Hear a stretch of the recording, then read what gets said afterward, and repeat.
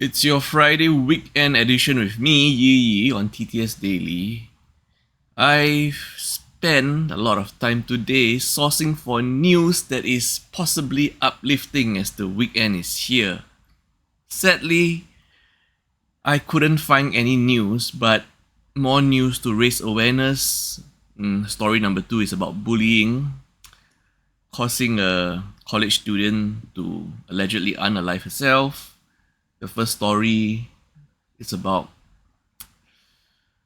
inappropriate touching between colleagues. And lastly, why are there so many fires in Payoh?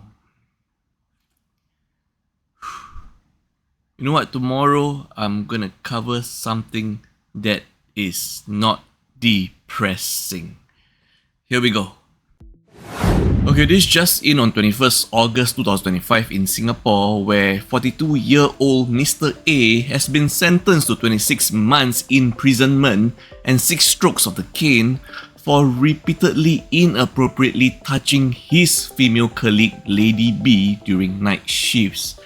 He was also ordered to pay $766.55 Singapore dollars to cover the victim's psychiatric and psychological treatment expenses due to the trauma caused by the assaults. After reading the incidents, the timeline, I'm just left wondering if Lady B, the victim, could have ended her ordeal much earlier or could have prevented it, So it first happened on February 6, 2024, when during a night shift, Mr. A, the offender, suddenly hugged the victim, Lady B, from behind for 5 minutes without her consent, in an office setting where they were deployed together. So for context, apparently they were working together in an office setting and also in an isolated setting. Not sure does it mean they were further away from civilization, although this happened in Singapore. So are you telling me this happened in an island, or could it be just an isolated office building, in the late nights, which was considered isolation?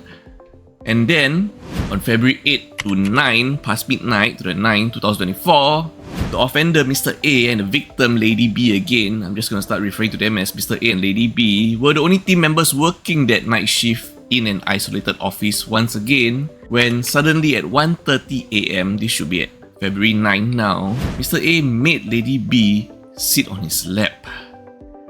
The word used here is made her sit on his lap. I would assume this implies some kind of forceful perhaps. And after that, he hugged her from behind and touched her inappropriately. Mr. A asked Lady B if that was okay and she said no.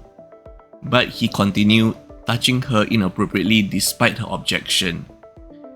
And after that, he actually fell asleep and woke up an hour later around 2:30 a.m. Mr. A was still in a position where he was still hugging Lady B, and he continued his inappropriate touching again. Mr. A then fell asleep for a second time, this time waking up at around 5:30 a.m. And apparently he was still hugging her. And when he wakes up, every time he wakes up, it seems that he would just, start touching Lady B inappropriately again, and this time asking her can or not, and she said no.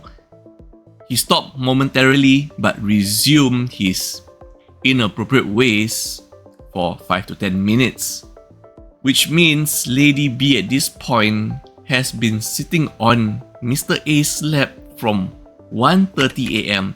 all the way until 5:30 a.m. And Mr. A has fallen asleep twice at least by this timeline, and Lady B wasn't able to really leave or call for help.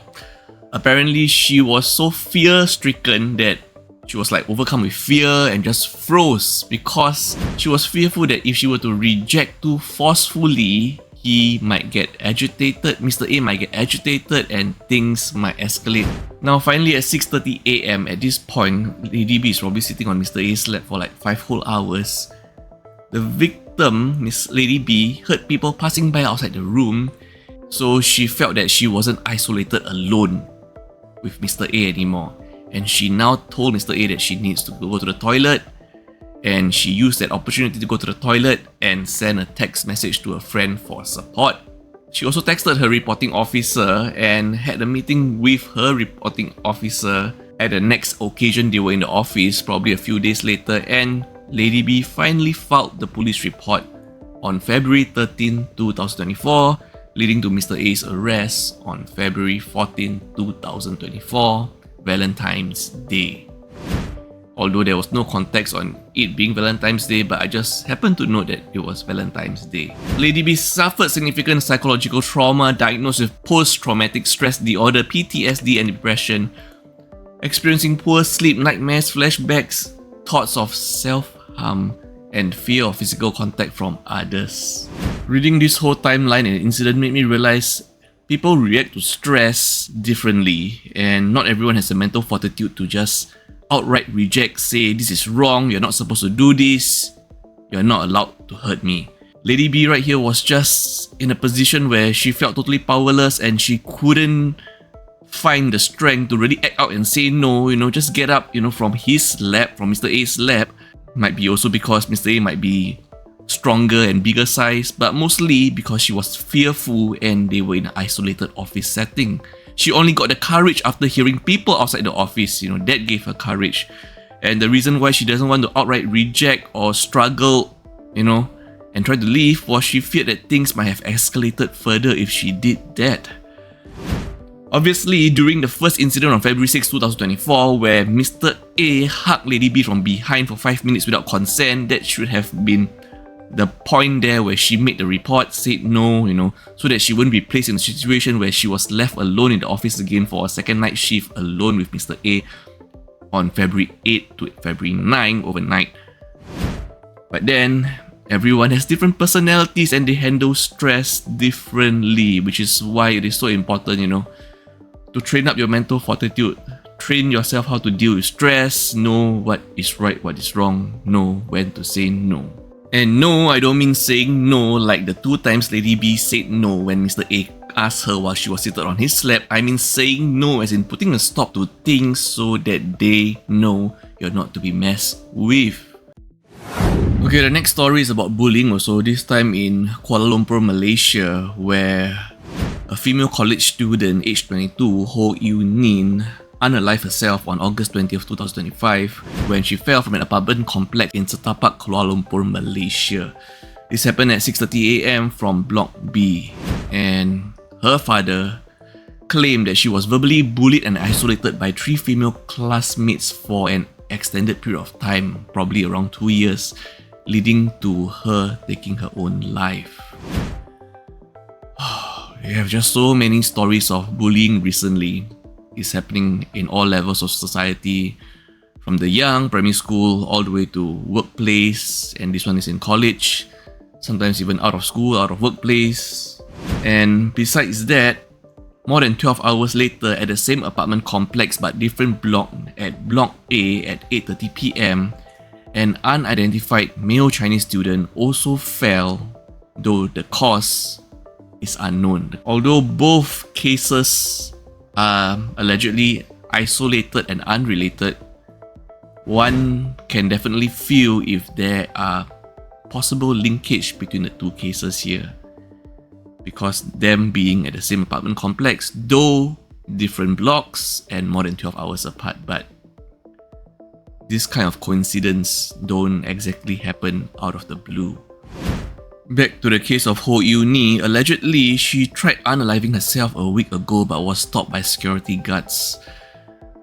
One can always wonder if the security guards or there were any support actually, shared or given to her or even forwarded to her family members, and if so, proper support could have probably prevented her untimely unaliving.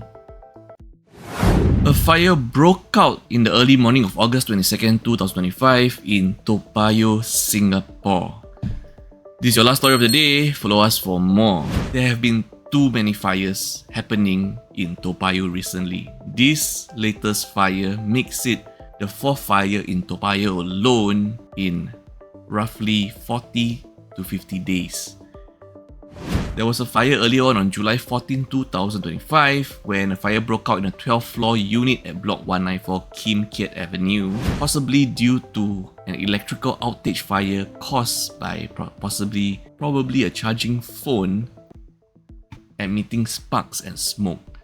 And then on July 22nd, 2025, there was a fatal fire in a second-floor unit at Block 173 Payoh Lorong 1, which resulted in 2 casualties and the evacuation of over 100 residents. This was a really serious one and covered widely in Singapore. And then on July 29, 2025, another major fire started, this time in a 10th floor unit at Block 229 Payoh Lorong 8, where 7 people, including a firefighter, were hospitalized. And now we have today in the early morning, 2:30 AM, where this fire started at Block 63 Lorong 5 Payoh for a 12th floor unit, with 3 people hospitalized and 50 evacuated. The cause of fire for the July 22nd incident and 29th incident are still under investigation.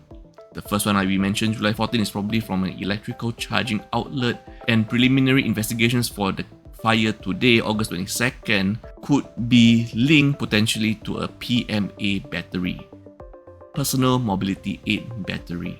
Yes, all 4 fire incidents are isolated and unrelated, though they all happen in Toa Payoh. We should be pushing some kind of awareness program to tell people like how they should be charging their electrical outlets, especially so for batteries of PMA devices or PMD devices, because this isn't the first time we hear such causes of fire. And fires have been happening a lot in Singapore recently. Imagine we have 4 cases of such fires in over a month in just Toa Payoh alone. Yeah, so everyone, take care and stay safe and have a good weekend.